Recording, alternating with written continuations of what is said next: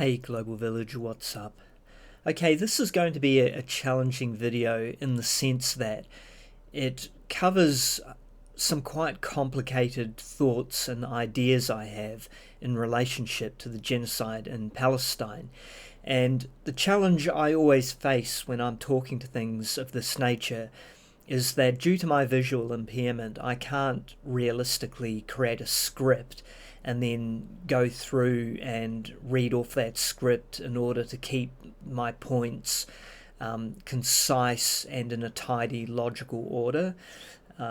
It's just a little bit beyond my facilities. So instead, what I have to do is I just have to go contemporaneously and just kind of speak of stuff as it sort of pops into my head, which inevitably means that any such videos I create of this nature are going to be, to a degree, unnecessarily rambling, which I don't particularly like. I feel like surely people don't want to listen to some dude just sort of embarking on a stream of consciousness, but unfortunately that's all I've got. And this topic is important enough to me that I feel I just have to talk about it and, make my best effort. So I'll try my best, and it starts like this. When I woke up this morning, I woke up to Al Jazeera because I don't listen to mainstream radio stations here in New Zealand anymore. I just can't stand it. So I was listening to Al Jazeera, and they were verbatim playing I think it was live, a UN summit, and there was a high-ranking French dignitary speaking about, I guess, their decision to recognize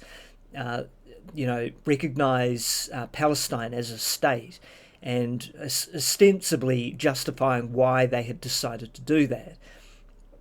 Now, to be clear, it's great that they've chosen to do it. What I found unbearably depressing, though, was the contents of the speech itself, because it was kind of everything I've come to loathe and disgust about Western media's take on the situation in Palestine. And I think what we're dealing with here is a schism where France, like pretty much every other country across the world, is now being confronted with the undeniable reality that the Palestinian people are being starved to death. On top of being bombed, on top of having their infrastructure completely destroyed, having all their hospitals rendered all but inoperable, having their water supply destroyed. The list goes on. On top of all of that, we are now seeing something that basically almost any human being is going to recoil from, which is to see an incredibly emaciated, little helpless child on the edge of death. And many such scenes, endless pictures of these people, because it is a mass starvation event. So what do you do with that as a country that has maintained a narrative that predominantly continued to go with that old meme of "do you condemn Hamas?" Because the entire rhetoric has been based around this idea of, first and foremost, maximizing the hyperbole as it relates to the October 7th attacks. And for sure, this speech referenced the October 7th attacks many times, and it always turned the volume up to 11 when it came to the use of emotive and humanizing language, and in terms of demonizing what Hamas did and maximizing the humanity of the people upon which the attack was perpetrated against. And look, I'm not saying that you shouldn't humanize people who were victims to that attack. I'm not saying that. But the whole context is just wrong. It's like the world had been asleep for 75 years while Israel just continued to do its thing, as it continued to displace, suppress and brutalize the Palestinian people, We just kind of sleepwalked through all of that. Then on October 7th, we expressed utmost outrage at that event as if it just happened without any sort of prime mover. I mean, if you know physics, you understand that we always understand that no reaction can happen without an appropriate action. So you must always look to the principles of cause and effect.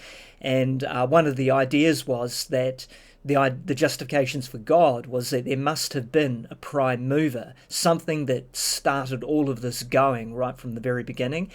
And that's kind of how we're treating October the 7th, as if it was a prime moving event, as if nothing instigated that except some sort of event of pure evil, which just isn't the right way to understand what happened at all.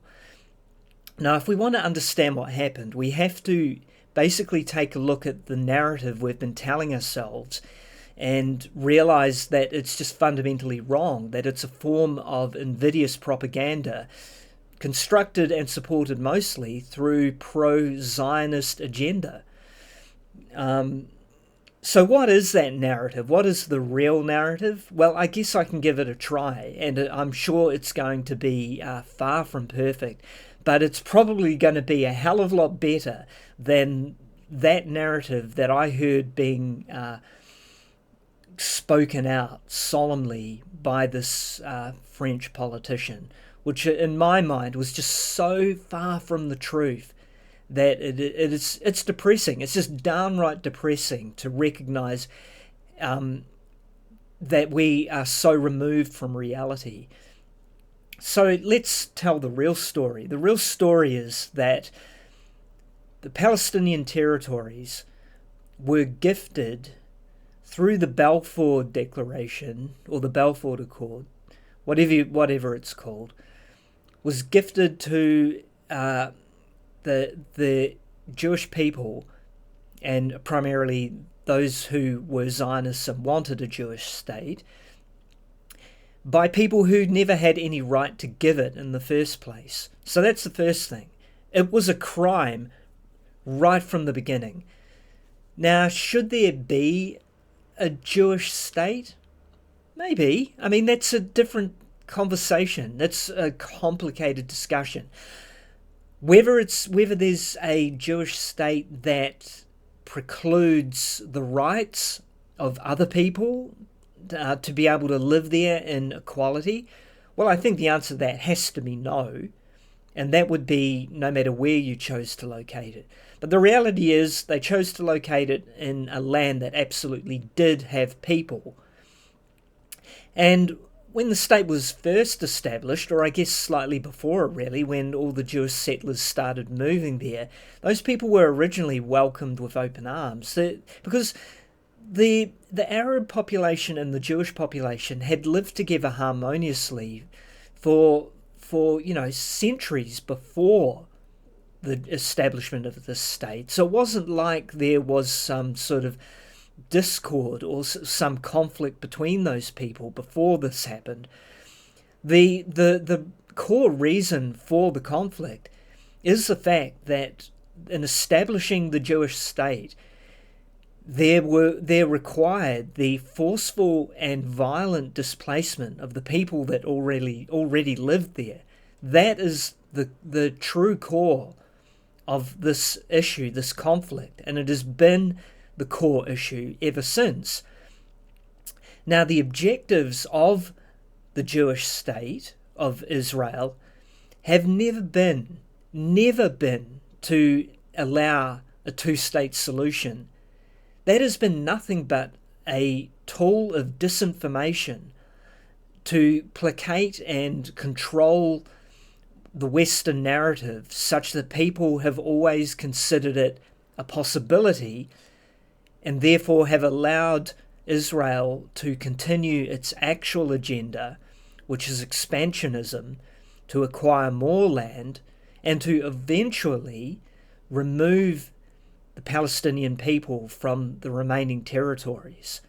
And likely the Jewish agenda, the Israeli agenda, the Zionist agenda, that's what I really need to say here, is to even expand beyond those borders, to go beyond Gaza, to go beyond the West Bank. Once it's got those two territories, is then to possibly, grab parts of area in Lebanon, maybe some of Jordan is up for negotiation.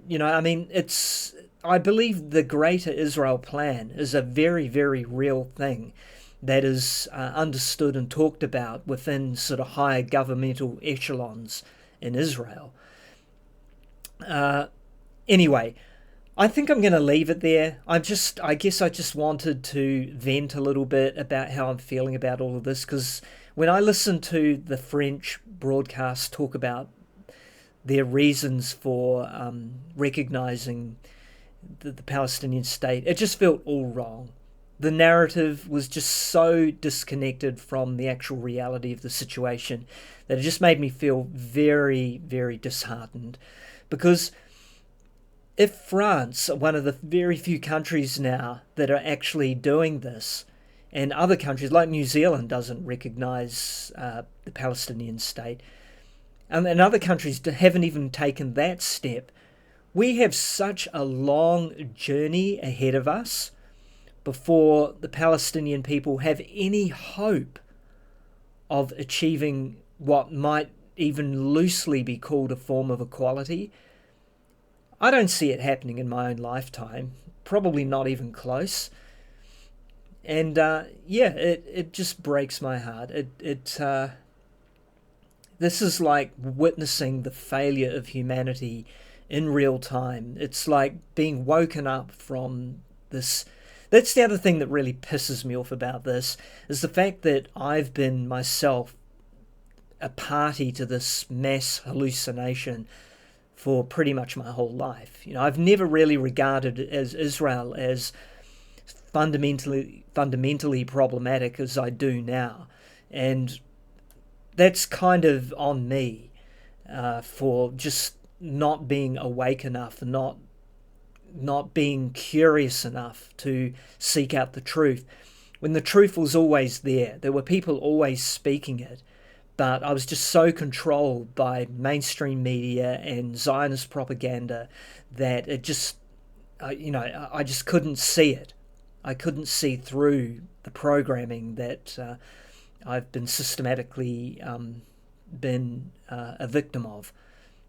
And then, as a victim of that, I then victimize the people of Palestine collectively. That's what we've all been doing. Anyway, that's all I've got to say. Bendy out.